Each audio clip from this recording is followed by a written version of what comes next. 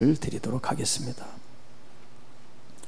하나님 아버지, 한치 앞을 알 수 없는 그런 인생을 살아가기에 더욱 하나님 아버지를 의지하고 바라보는 믿음이 더 깊어지고 더 온전해지기를 원합니다. 주님, 이 시간 우리에게 말씀으로 말씀하여 주옵소서. 우리 구주 예수님의 이름으로 기도합니다. 아멘. 자, 지난 시간에 하나님의 호의 또 보호하심에 대한 말씀을 드렸는데요. 그 남쪽의 해안가에 한 개가 1년 12달 그 해안가에 계속 있는 거예요. 바람이 불고 눈이 오고 비가 오고 또 파도가 쳐도 그걸 다 맞으면서 그 자리를 고수하는 이 개가 있는 거예요. 주변 사람들이 안쓰러워서 먹을 걸 갖다 줘도 사람이 오면 피하고, 사람이 없으면 또 가서 이제 그 자리를 지키고 먹을 것이 있으면 먹고 이제 그러는 거예요.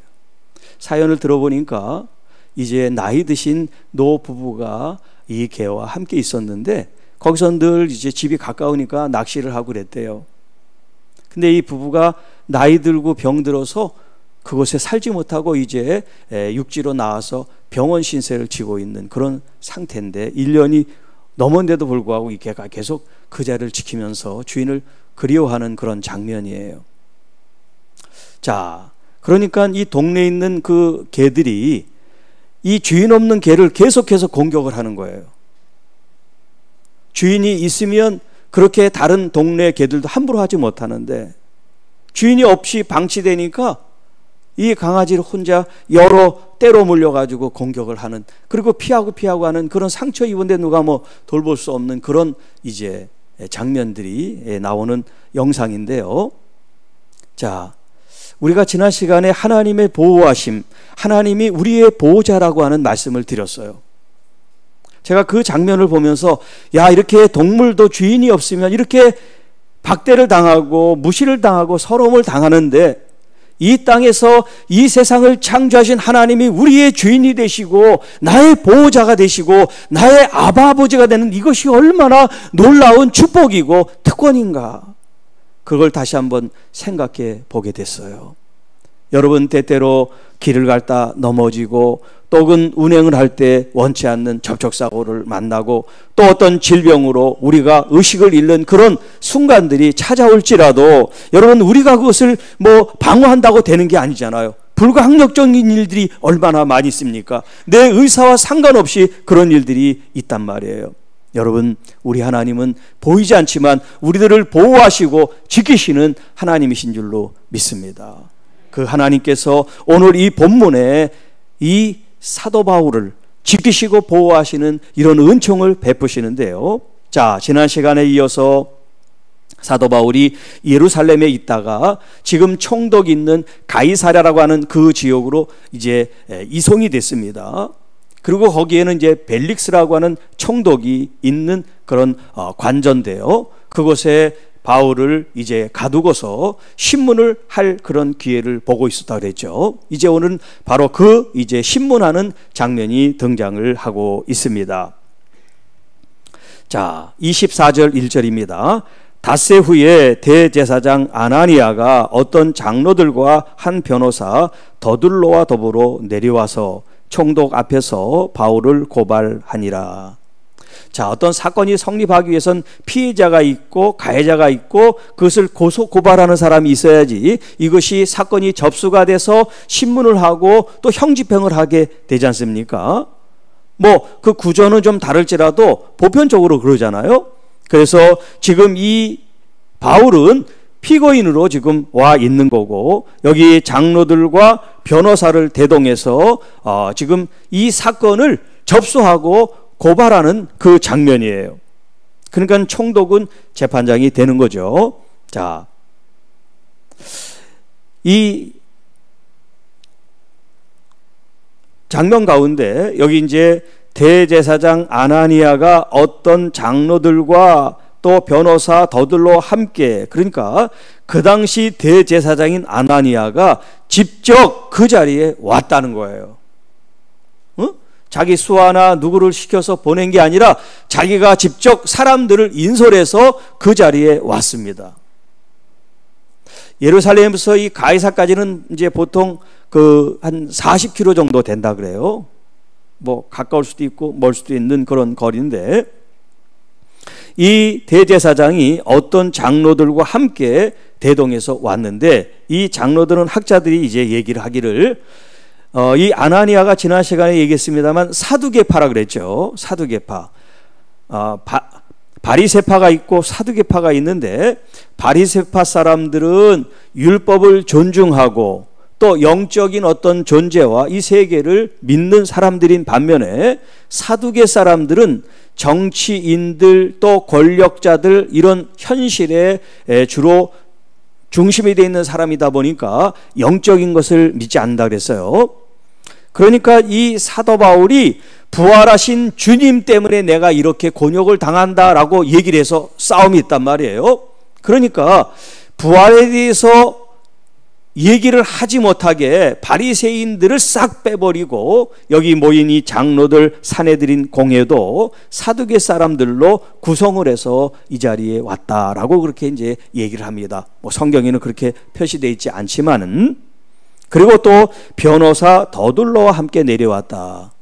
자기들이 말을 해도 되지만 전문 변호사가 있었던 거예요. 그러니까 이 예루살렘 사내들인 공식 대변인 혹은 법률 자문단이 있었던 거예요. 그러니까 이 자문을 하거나 변호하는 사람은 먼저 종교법, 유대교의 이 율법에 대해서 잘 알 뿐만 아니라, 또 로마가 실질이 지금 다스리고 있는 시대니까 로마의 실정법을 또 알아야 되겠죠.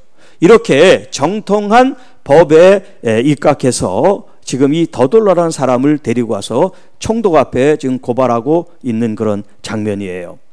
자, 그가 이렇게 얘기합니다. 3절에 벨릭스 각하여 우리가 당신을 힘입어 태평을 누리고, 당신을 힘입어 태평을 누렸다는 이 말은 뭡니까? 이 로마에서 파송된 총독 당신이 이 행정이라든가 정치를 참 잘해서 이 백성들이 편안하게 잘 지내고 있습니다. 그런 얘기예요.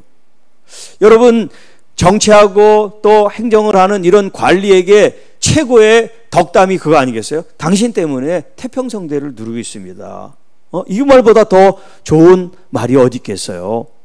그 다음에 이 민족이 당신의 선견으로 말미암아 여러 가지로 개선된 것을 우리가 어느 모양으로나 어느 곳에나 크게 감사합니다.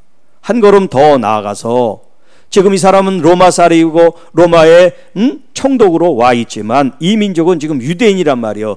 낯설고 물설고 언어도 다른 이 먼 곳에 오셔서 참 고생하시는데, 당신의 그런 수고로 말미암아 이 나라가 잘못된 것이 좋게 바뀌고 나쁜 것들이 점점 개선되어 살기 좋은 나라로 만들고 있으니 우리는 너무너무 행복하고 감사하고 있습니다. 이런 지금 표현을 하고 있는 거예요. 실제로 그렇다는 게 아니라 이빨린 소리로 지금 이 벨릭스 총독의 마음을, 환심을 사기 위해서 이런 얘기를 하고 있는 거지요. 자, 4절. 당신을 더 괴롭게 아니하려 하여 우리가 대강 여쭈옵나니 관용하여 들으시기를 원합니다. 이제 본론을 얘기를 하는 거예요. 얘기하기 전에 먼저 이 벨릭스의 마음을, 환심을 사고 그의 마음을 좀 이렇게 부드럽게 하기 위해서 말했다고 하면, 이제 하고 싶은 이 고발의 내용이 이제 5절에 나옵니다. 자, 우리가 보니 이 사람은 사도 바울입니다. 이 사람은 전염병 같은 자라. 지금 코로나19가 창궐 중인데, 누군가가 저 코로나 같은 XX 그렇게 얘기하면 이건 축복이 아니라 저주죠. 그냥 욕이 아니에요. 이건 자기 혼자 어떤 해를 입는 거하고 그 사람 때문에 주변에 있는 다른 사람들이 해를 당하는 거하고는 이게 차원이 다른 거예요. 내가 잘못해서 내가 고통을 당하고 나나 병들어 죽는 거는 내 문제지만, 나 때문에 다른 사람까지 피해를 입어서 그 사람들까지 만약에 목숨이 위태롭게 한다, 이거는 큰일이죠. 자, 여기 전염병이라는 그런 표현을 사도 바울이 들었다는 거예요. 다른 본문에는 이런 표현이 없어요. 그러니까 지금 이 산헤드린 공회, 특별히 대제사장, 장로들, 이 사람들이 사도 바울을 어떻게 생각하는지를 우리가 아는 거예요. 아, 이 사람들이 사도 바울을 지금 이 전염병 같이 생각하고 있다는 걸 우리가 알게 돼요. 자, 우리 주변에 지금도 우리가 무슨 이런 전염병이나 이런 감염병 속에 지금 있지만, 사실 이 코로나가 있기 전에는 이렇게 전염병, 간염병에 대해서 아주 노심초사 신경을 곤두세운 때가 없어요. 메르스 때도 이러진 않았어요. 그런데 이게 시간이 이제 점점 길어지고 금방 끝날 것 같이 생각했는데, 시간이 길어지고 점점 확산되고 변이가 돼서 위험을 가중하기 때문에 지금 우리 모두가 다 이 전염병에 대해서, 감염에 대해서 생각하지 않는 사람은 없단 말이에요. 자, 인류 역사와 함께 이 전염병이 이 땅에 있었어요. 없었던 때가 없어요. 우리가 그것을 몰라서 그렇지 항상 이런 전염병과 우리가 살았던 거예요. 그래서 이런 역사적인 그런 데이터를 보면 가장 오래, 지금도 이런 전염병이 지속되고 있는 그런 전염병, 법정 전염병의 이름이 뭔지 아세요? 결핵이에요. 결핵이 가장 오래된 역사를 가지고 지금도 우리로 하여금 전염시키는 그런 이 전염병, 이 법정 전염병이 결핵이랍니다. 그리고 역사상에서 가장 짧은 시간에 가장 많은 인명 피해를 입힌 게 뭐냐? 그럼 우리가 이제 중세 때 말하는 페스트 있죠. 흑사병.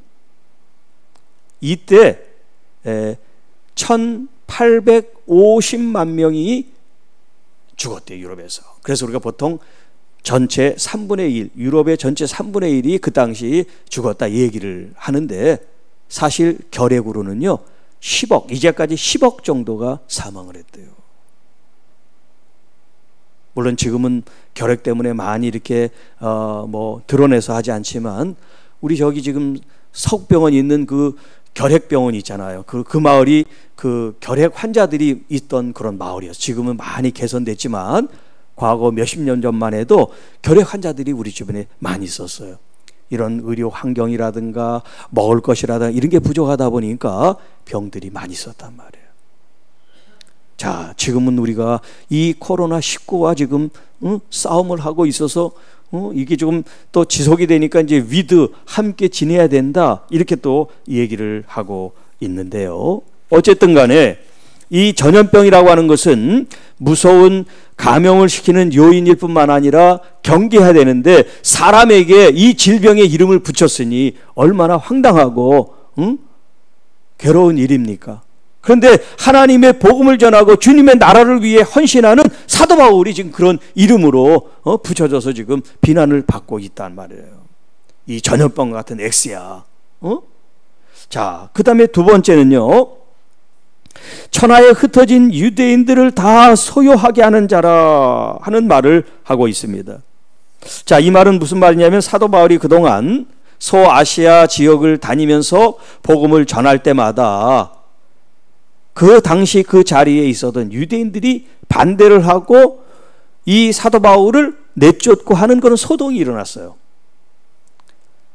그러니까 만약에 그것을 보고를 받았다면 자세한 내막은 모르고 이 사람이 가는 곳곳마다 문제가 있었던 거야. 유대인들이 들고 일어나고, 유대인들이 반대를 하고, 유대인들이 뭔가 봉기의 조짐이 있고, 이 사도 바울이 가는 곳곳마다 사실 그랬으니까. 그러니까 행정을 보는 그런 입장에서는 이 사도 바울이 문제를 일으키는 사람이라고 생각할 수가 있죠. 그러니까 지금 이 변호사가 그 문제를 부각시키는 거예요. 이유는 말하지 않고, 왜 그런지는 얘기하지 않고 딱 집어서 이 사람은 가는 곳곳마다 유대인들에게 분쟁을 일으키고 소요를 일으키는 문제의 사람입니다 라고 적시를 해서 이 벨릭스가 어떻게 인식이 되게, 이 사람은 진짜 문제구나, 그 예루살렘에서 문제만 일으키는 게 아니라 온 동네, 온 도시마다 문제를 일으키니까 안 되겠다는 그런 마음을 갖도록 암암리에 이렇게 그 마음속에 주입을 시켜주는 이야기라고 할 수 있어요.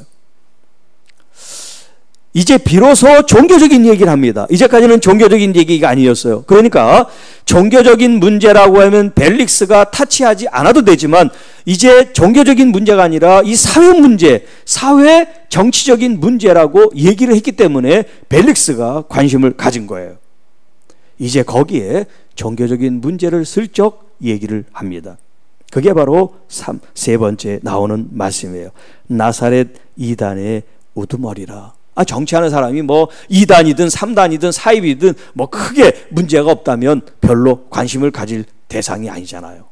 그렇게 해서 누구를 사기치거나 아니면 뭐 사람들을 해코지한다든가 이렇게 사회 문제가 되면 문제가 되지만 자기들끼리 모여서 집회를 하고 좋다고 그러고 다른 데 피해를 입히지 않으면 정치하는 이런 입장에서 타치할 이유가 없죠. 자, 여기 지금 나사렛 이단의 우두머리다. 별로 설명도 없어요. 그러나 우리는 다 알죠. 대제사장이나 당시에 수행했던 사람들은 이게 무슨 뜻인지 알죠. 유대교를 지금 반대하고 율법을 거역하는 그런 무리들을 나사렛 이단이라고 규정하고 거기에 우두머리가 이 사람이다 지금 얘기를 하는 거예요. 그러니까 예수님 때나 예수님 이후나 사실 이 유대교의 관점에서 보면 예수님과 이런 예수님을 따르는 사람들이 이단으로 보였어요. 이단은 다른 게 아니에요. 정통적으로 이제까지 가지고 와 있던 교리나 어떤 그 관습, 이 전통을 깨고 다른 것들을 만들어낼 때 이단이라고 그러는 거예요.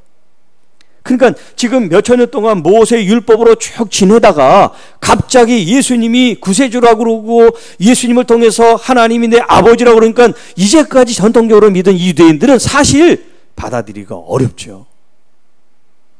그게 역사였고 그게 삶이었고 그게 단데 갑자기 목수의 아들이 자기가 선지자라고 그러고 메시아라고 그러고 십자가에 죽고 그 다음에 그 제자들이 말이지 하나님의 아들이 우리를 위해서 죽었다 그러니 이게 말이 되냔 말이에요. 말이 안 됩니다. 솔직히 얘기를 해서 말이 안 되는 거예요. 말이 된다고 생각하는 게 정상이 아니에요. 그러니까 우리들은 다 정상이 아니에요. 저부터 해서 여러분 다 정상이 아니에요. 그걸 인정해야 돼. 그 사람들의 눈에는 그렇단 말이에요. 우리 눈에는 그 사람들이 이상하지만 그 사람들의 눈으로는 우리가 이상한 사람들이에요. 그래서 지금 이 벨릭스 앞에 이 나사렛의 이산이라고 얘기하는 것도 아무런 이상할 일이 아니에요.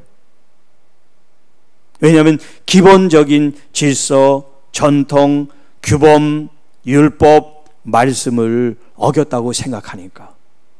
물론 그게 진짜는 아닌데 올바른 건 아닌데 그 당시에는 그렇게 봤단 말이에요. 자, 그러니까 이 지금 세 번째 나사렛 이단의 우두머리라고 한 것도 뭐 이의를 제기할 수가 없어요. 자, 그 다음에 네 번째, 성전을 더럽게 하려 함으로 우리가 잡았습니다. 위에서 말한 그 내용보다 이 네 번째 이야기는 아주 중요하고 엄중한 일이에요. 하나님의 성전을 더럽힌다. 이것은 어떤 것으로도 보상할 수 없는 큰 중죄를 짓는 거예요. 그래서 율법에 의하면 하나님의 성소 성전을 더럽히는 사람은 돌로 쳐 죽이게 돼 있어요. 그러니까 그 회중, 하나님의 그 공회중에서 끊어진다라는 표현을 쓰고 있습니다.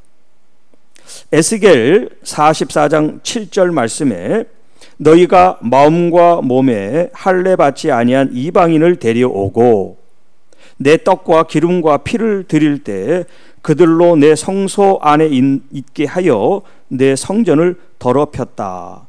너희의 모든 가증한 일 외에는 그들이 내 언약을 위반하게 하는 것이 되었느니라 라는 말씀이 있는데, 그 당시 지금 에스겔의 이 사역할 당시는 예수님의 그 태어나시기 한 600년 700년 전 사건이에요.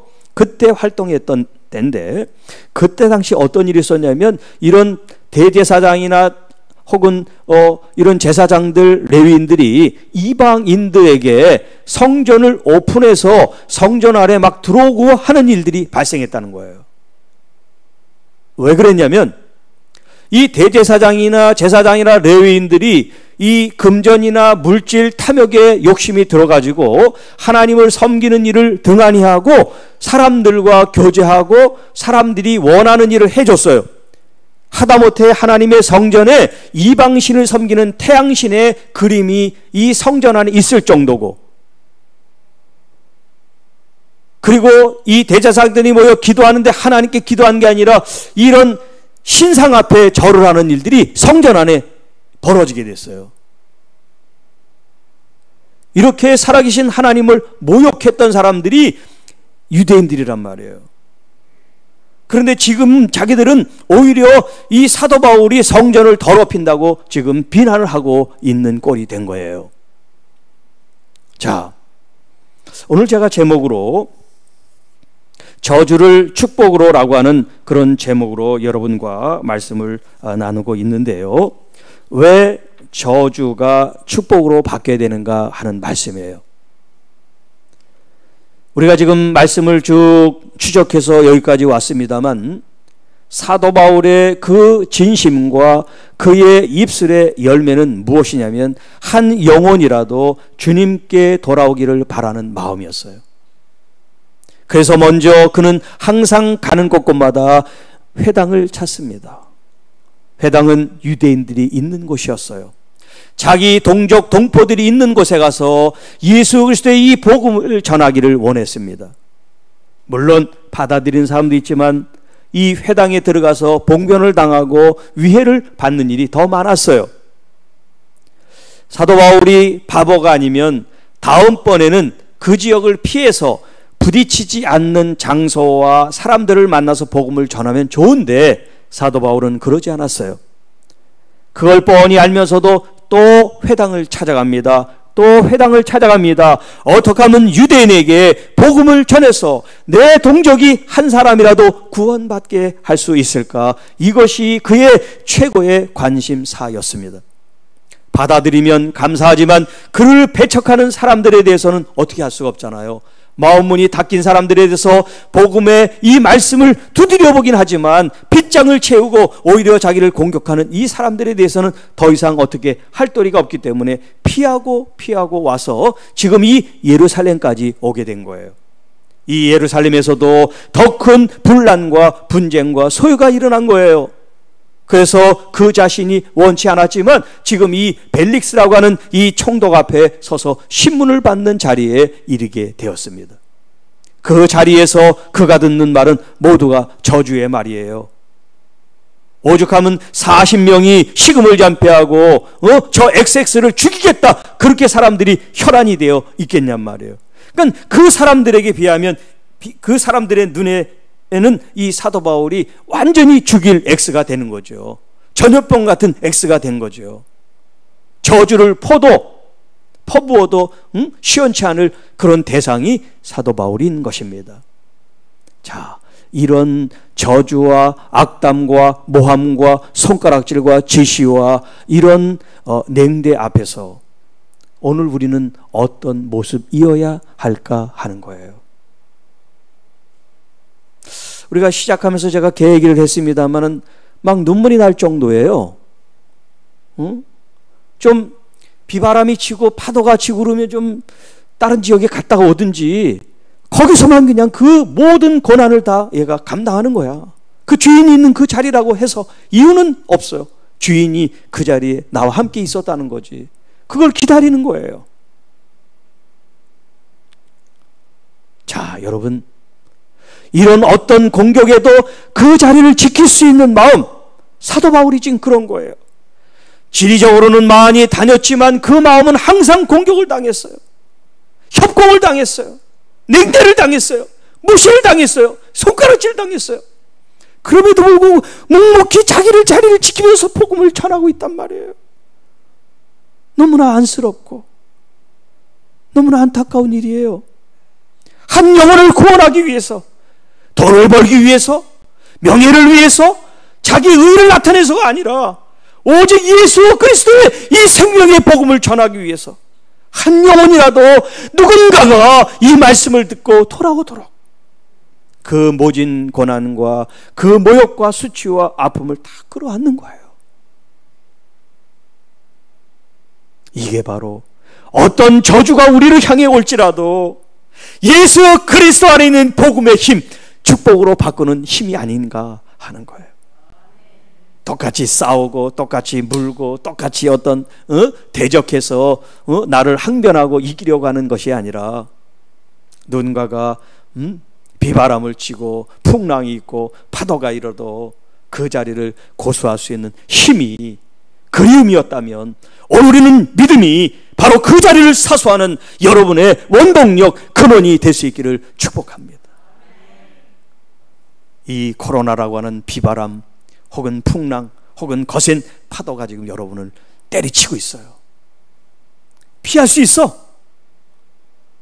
피할 수 있는 길이 있어. 피할 수 있는 안전한 장소가 있어. 그래도 불구하고 그걸 다 감수하며 그 자리를 있을 때 우리 하나님께서 얼마나 우리들을 향해서 대견해 하실까. 그렇게 힘든데 그 자리를 지키면서 나를 바라보고 있구나.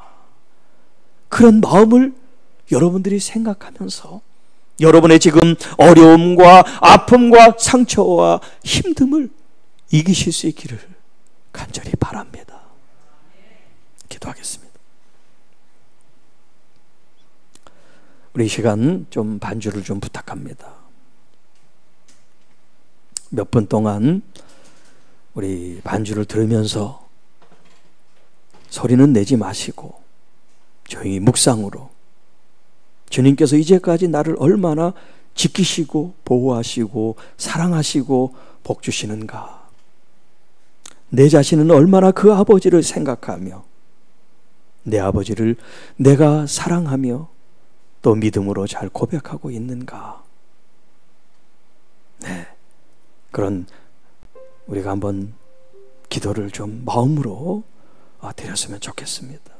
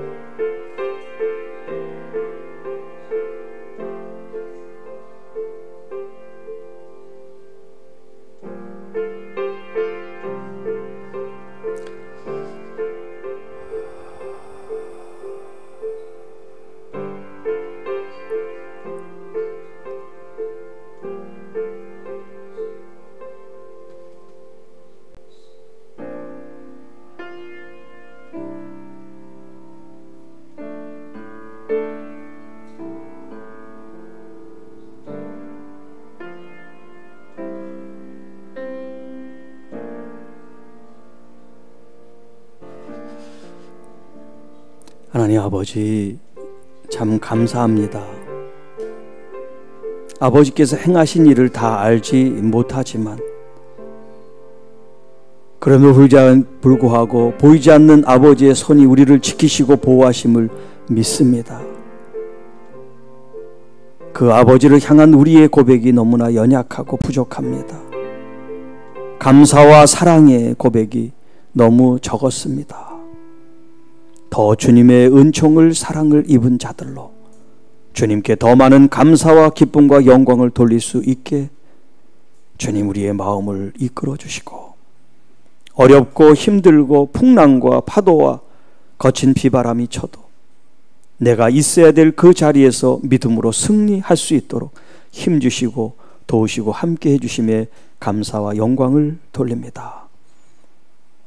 우리 모든 교우 한 분 한 분, 우리 어린아이에 이르기까지 눈동자같이 지켜주시고 그 손바닥에 그 이름을 적어서 주님 바라보시는 주님을 찬양합니다. 우리의 가정, 일터, 교회 어디서나 항상 지켜 보호해 주옵소서. 우리 구주 예수님의 이름으로 감사하며 축복하며 기도하옵나이다. 아멘.